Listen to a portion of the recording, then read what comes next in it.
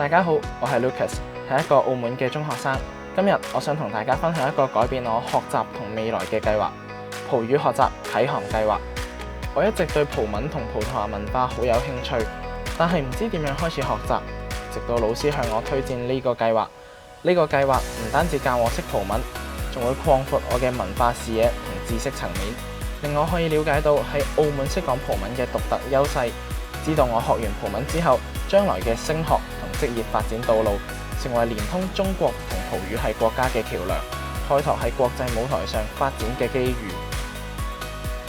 呢個計劃入邊 A1 級別有135小時嘅葡語課程同文化活動，而 A1 至 A2 同 B1 級別就係165小時。